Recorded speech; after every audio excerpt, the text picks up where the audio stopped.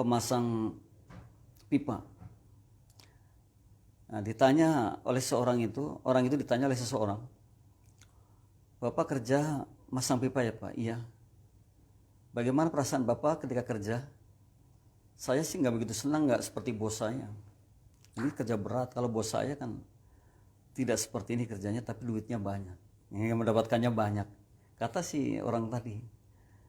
Ternyata jangan salah, ya. Si penanya ini luar biasa. Si penanya kemudian memberikan pencerahan kepada si bapak tadi yang ditanya. Bapak bekerja memasang pipa yang disalurkan kepada banyak sekali orang yang butuhkan. Terutama apa? Mungkin untuk cuci mandi, kebutuhan keluarga. Dan yang luar biasa sekali nih Pak, ada yang mengalir ke musola, ke masjid. Yang pahalanya tidak akan pernah habis.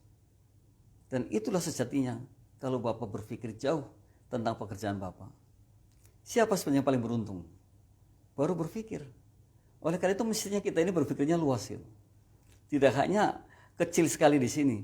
Apa yang kita kerjakan hari ini, insya Allah kemanfaatannya jauh dahsyat ke depan.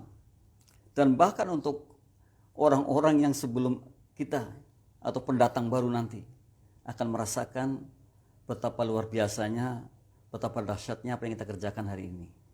Jadi harus ke sana, luas jadinya. Tidak ada yang dikeluhkan.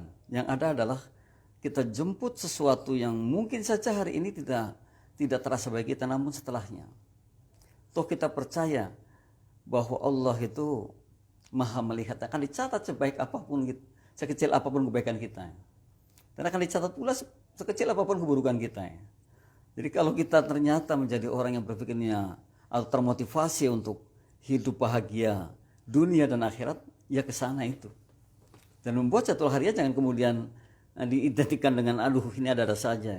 Tapi justru supaya kemanfaatan kita lebih hebat lagi, lebih jauh lagi, lebih dahsyat lagi. Nah ini yang ke-7. Kita lihat lagi yang ke-8. Nah yang ke-8, menganut pola hidup teratur. Satu gambaran yang nyata, kalau kita menganut pola hidup teratur, itu menjadi orang yang tentu disiplinnya tinggi. Karena segalanya teratur. Jadi tidak semau mau. Tidak semau gue kan. Orang yang menganut pola hidup teratur itu, dia akan tadi terus berpegang teguh kepada apa yang dibuatnya. Komitmennya sangat tinggi. Karena apa? Pola hidupnya teratur sekali. Jam 8 sampai jam 3 saya ada di kantor. Dan saya mengerjakan sesuai dengan apa yang diperintahkan yang sudah saya catat. Terus seperti itu. Dan kemudian kalau Islam sudah mengajarkan, waktu sholat pun demikian, teratur sekali. Kan nggak mungkin jam 1 siang kita niatkan sholat asar, gitu, nggak mungkin. Atau jam 5 sore kita niatkan sholat duhur. Kecuali mungkin ada dalam perjalanan dan sebagainya, kemudian ada jamaah di sana, mungkin. Tapi nyatanya ya, kalau kita dalam keadaan normal, ya harus normal. Subuh ya subuh, duhur ya duhur, asar ya asar, seperti itu terus. Tidak bisa dirubah-rubah. Ya inilah, menganut pola hidup teratur itu sudah diajarkan oleh konsep Islam yang demikian luar biasa. Dan kita mestinya seperti itu, jadi tidak menjadi orang yang semau gue gitu ya. Tapi adalah aturan-aturan yang harus kita lewati. Ada aturan-aturan yang memang kita buat dan harus kita lakukan. Jangan kita langgar. Jadi jangan membuat aturan kemudian dilanggar sendiri. Ini pentingnya kita menganut pola hidup teratur. Jangan salah bahwa ketika orang-orang yang sukses besar itu mengatakan, saya bisa sukses ketika saya menganut pola hidup teratur. Boleh dibaca-baca buku-buku biografinya orang sukses. Ternyata kehidupannya sangat teratur sekali. Ya. Bahkan ada waktu-waktu membaca pun demikian. Di jam-jam membaca ya membaca. Jam-jam istirahat ya istirahat. Kalau kita kerja kan teratur banget. Jam 8 masuk, kemudian jam 12 istirahat sampai jam 1 ya. Seperti itu polanya. Kalau jam 4 selesai harus pulang ya pulang. Itulah kehidupan yang mestinya kita lakukan seperti itu. Menganut pola hidup teratur itu ternyata menjadi salah satu hal untuk menghalau yang namanya 2M tadi, menunda dan malas ini. Ya harus hidup teratur, ya nggak ada malas, karena memang harus begitu. Ya dicoba dibuat besar-besar tulisannya ya, di jadwalnya ada di situ.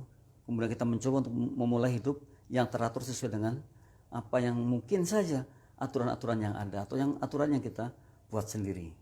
Nah, ini menganut pola hidup teratur. Satu lagi yang ke-9.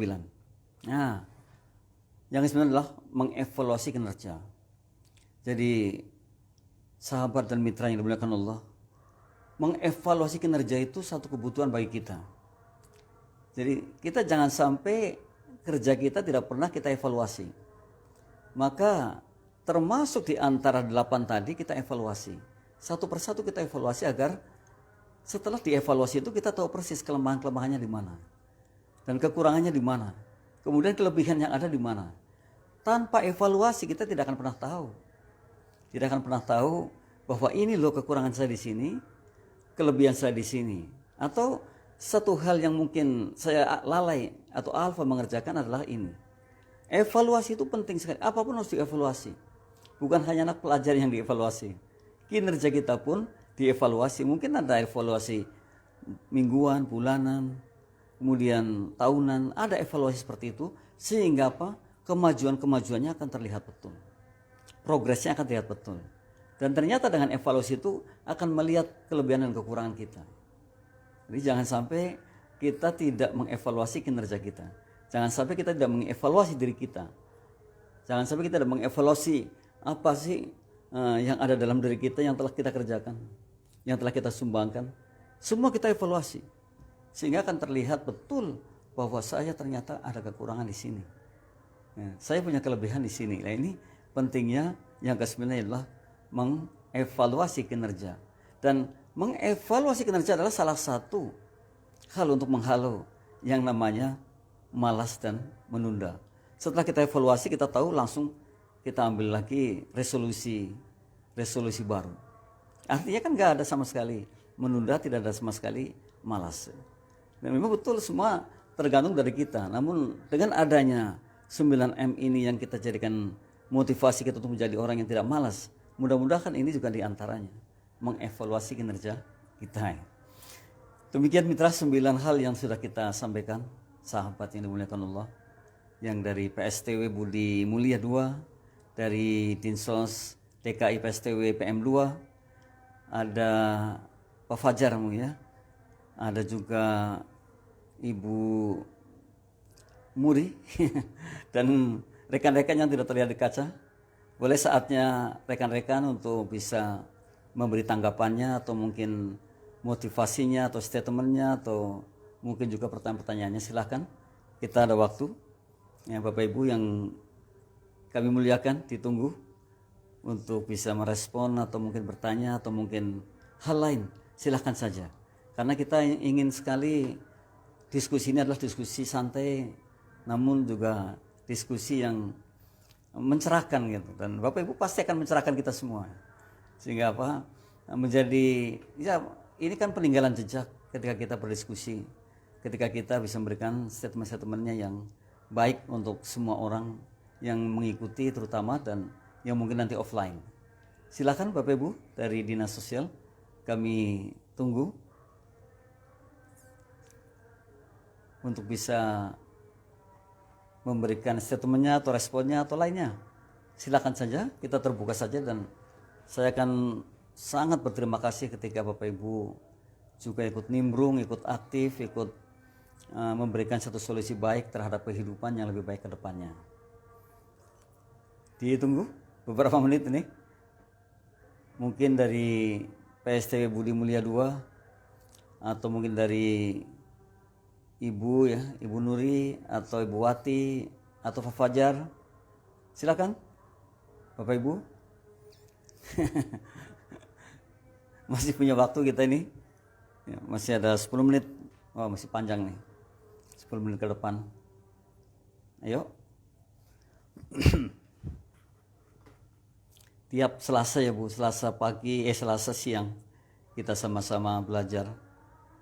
Ya, kita sama-sama mengisi jiwa kita agar tidak kering, katanya begitu, agar kita ini jiwanya adalah jiwa yang terisi, dan tentu hal-hal yang positif dan hal-hal yang inspiratif sehingga bisa minimal itu mengobati kekurangan kita dan bisa mengeksposnya atau mengeluarkannya kepada yang lain. Ya, silakan Bapak Ibu, jika ada, saya menunggunya ini. PSTW Budi Mulia 2, monggo. Atau Bu Nuri, silakan Bu. Atau dari PSTW BM 2, Pak Fajar atau Bu Wati. Ayo kita sama-sama belajar. Nah, Pak Agus nih, selamat datang Pak Agus. Semoga Pak Agus bisa memberikan satu motivasinya. Pak Agus mungkin?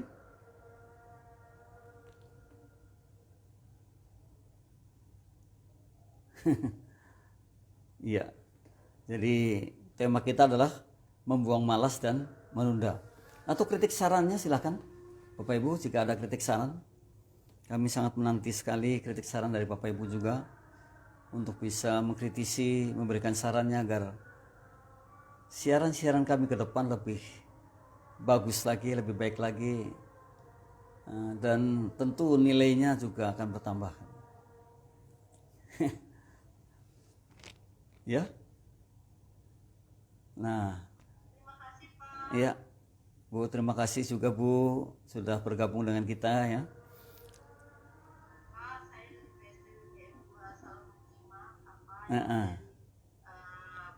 Motivasi dari Bapak Iya. yang mana tadi saat ini kan tadi terinformasikan motivasi yang ada sekarang tentang membawa malas dan menunda. Iya. Bagaimana mungkin ya malas itu identik juga dengan menunda ya Pak? Iya betul. Menunda pasti enggak. Malas ya. Iya. Yang terkadang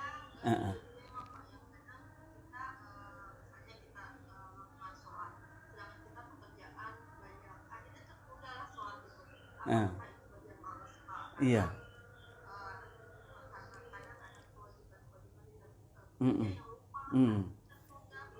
Iya. Iya Bu, terima kasih ya Bu. Terima kasih juga Bu. Jadi ternyata begini kan, tadi ada kita buat jadwal harian, kita harus menganut hidup ya apa yang teratur itu tadi ya. Jadi tentu kalau kita membuat satu daftar pekerjaan, di dalamnya juga ada jam istirahat di mana kita harus sholat umpamanya, sekalipun pekerjaannya banyak. Saya yakin kalau kita orang disiplin dan mematuhi apa yang telah kita tuliskan, kita buatkan, di sana tidak ada lagi mungkin menunda atau malas. Karena apa? Oh, ini jam ini saya harus sholat nih. Ini jam ini saya harus istirahat nih. Ini jam sekarang saya harus mengerjakan ini. Jadi akan sangat runut sekali, akan sangat teratur sekali. Maka dibuatlah yang namanya tadi jadwal harian. Dibuat pula jadwal pekerjaan yang kita harus kerjakan. Ya, di sana juga dibuat pula komitmen yang tinggi untuk bisa mematuhi apa yang telah kita buat juga. Jadi kalau kita lihat dan kalau ada niat yang pasti ada niat yang tulus, maka semuanya akan tercover Bu. Akan tercover. Jadi tidak lagi kita kemudian berat sebelah. Itu nantilah ini dulu, itu nanti ini dulu gitu kan. Oleh karena itu tadi ada saya katakan first thing first. Yang memang prioritas harus dikerjakan, ya kerjakan dulu. Karena sungguh bahwa apa yang sudah kita buat tadi daftarnya, kemudian kita lakukan sesuai dengan daftar, maka yang terjadi adalah kemenangan yang sangat luar biasa. Dibandingkan kita menghilangkan salah satunya. Yang ada kekecewaan, karena apa? Ada satu yang ketinggalan. Umpamanya tadi sholatnya ketinggalan gitu ya. Jadi kita kecewa banget, kenapa? Kan tidak ada lagi kita harus mengulang sholat duhurnya setelah itu asar. Ya kalau duhur kan duhur, asar asar. Jadi mestinya ketika kita buat seperti itu, seperti daftar yang kita buat, seperti daftar harian yang kita buat, dan kemudian kita ikuti, kita jalankan, maka yang terjadi adalah kemenangan mutlak untuk ibu. Kemenangan mutlak untuk rekan-rekan gitu. Jadi janganlah kemudian kita menyampaikan sesuatu gitu. Apakah itu termasuk malas ya? Bisa jadi, Bu. Bisa jadi itu termasuk menunda. Dan betul menunda itu dengan malas ini identik banget. Ya, sangat identik. Tapi malas biasanya lebih berat dibanding menunda. Kalau udah malas itu jauh lebih dahsyat lagi dibanding menunda. Sekalipun menunda dan malas betul-betul sama itu. Sama-sama dua hal yang sebenarnya kita anulir gitu. Jadi begitu, Bu. Kalau kita sudah buat daftarnya, kemudian kita buat daftar jadwal hariannya, kemudian kita juga lakukan seperti atau sesuai dengan apa yang kita buat ya, semuanya akan baik-baik saja. Semuanya akan normal-normal saja. Jadi kalau terus dilakukan kontinu seperti itu akan menjadi kebiasaan yang baik. Dan biasanya untuk menjadi orang yang jauh dari malas dan menunda itu perlu latihan yang sangat. Latihannya harus banyak dulu, nanti kebiasaan. Karena perbuatan yang biasa dilakukan kan jadi karakter. Dan karakter kita akan berubah kalau kita biasa mengerjakan atas hal tersebut. Jadi kalau dibuat daftar kerjaan dan kemudian jadwal harian, ibu tidak akan pernah keliru dan ibu akan melakukan itu, berarti ibu akan menjadi orang yang hebat. Gak ada lagi kata malas, gak ada lagi kata menunda. Terima kasih, Bu, atas pertanyaannya. Demikian? Iya, sama-sama. Iya. Iya, betul. Iya, itu salah satunya, Bu. Iya. Itu ternyata salah satu penyakit hati yang seperti itu. Dan akhirnya ya menunda dan malas itu. Yang harus kita anulir seperti itu. Nah, kita sekarang gerak sesuai dengan apa yang kita tuliskan, jamnya juga pas, ya, kemudian daftar kerja hariannya juga pas, yang kemudian kita lakukan, maka tidak ada lagi kata malas dan menunda. Demikian, Bapak Ibu sekalian, sudah adzan di Islamic Center ini. Terima kasih sekali lagi saya sampaikan kepada rekan-rekan dari Dinsos, Dinas Sosial. Semoga menjadi manfaat, menjadi keberkahan, menjadi satu pembelajaran, dan kami harapkan terus bertanya atau mungkin motivasi-motivasinya kami tunggu, karena apa? Manfaatnya sangat luar biasa sekali untuk orang-orang yang mungkin nanti akan bergabung dengan kita. Jadi berikan peninggalan digital itu. Dan tidak akan pernah hilang yang seperti ini. Sekali lagi saya ucapkan terima kasih dan mohon maaf atas segala kekurangan. Kami akhiri billahi taufiq wal hidayah. Assalamualaikum warahmatullahi wabarakatuh.